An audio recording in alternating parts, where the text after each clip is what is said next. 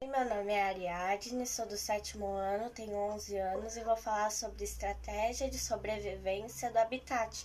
Bora pro vídeo! Então, em qualquer habitat existe uma capacidade de limite de recursos disponíveis para a sobrevivência das espécies. Este limite designa-se por capacidade de carga K ou capacidade de limite de um meio. Os recursos existentes têm de ser repartidos pelas espécies de toda a comunidade e podem ser recursos como espaço disponível, alimento, território de caça ou território de reprodução, para numerar apenas alguns. Depois, existem fundamentalmente dois tipos de estratégia de vida ou de sobrevivência utilizados pelas espécies, a estratégia R e a estratégia K. De acordo com o modelo de crescimento populacional logístico, K é a capacidade de carga no meio e R representa a taxa de crescimento populacional. Ou seja, a estratégia K seria o limite de espécies em um território e a estratégia R seria o limite de crescimento das espécies nos territórios e de reproduções, o território de reprodução. O gráfico representa as curvas de crescimento populacional de espécies que adoptam a estratégia R e a estratégia K. Pela análise do gráfico, verifica-se que as espécies que adoptam a estratégia de vida K são caracterizadas por um crescimento populacional crescente até atingirem o valor máximo de capacidade de carga do meio.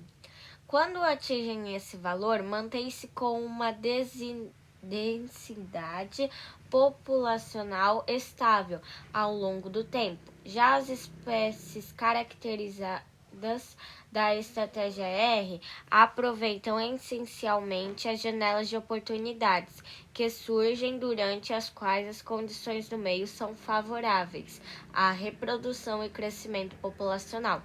Assim, verifica-se no gráfico que estas espécies têm picos periódicos de crescimento populacional, alternados por episódios de crescimento populacional, durante os quais as condições do meio deixam de ser favoráveis.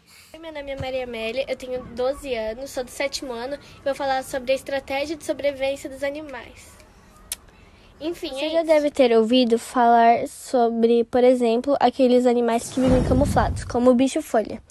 Ele apresenta textura e coloração que se assemelha ao aspecto de folhas.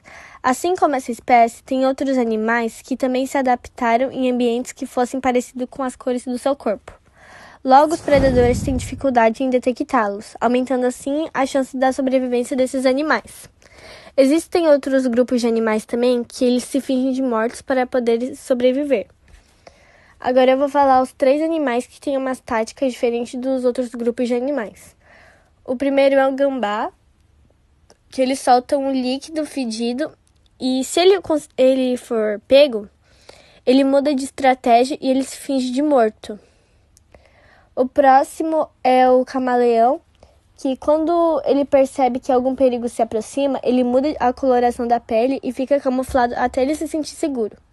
Se ele for descoberto, ele não passa perto, porque ele usa a cauda dele como chicote e bate no inimigo. O próximo é a lagartixa, que ela corta um pedaço do seu rabo de propósito, para confundir os predadores. Daí o rabo dela fica solto e se mexendo por alguns segundos e atrai a atenção do inimigo. Enquanto isso, a lagartixa aproveita para fugir e salvar sua vida.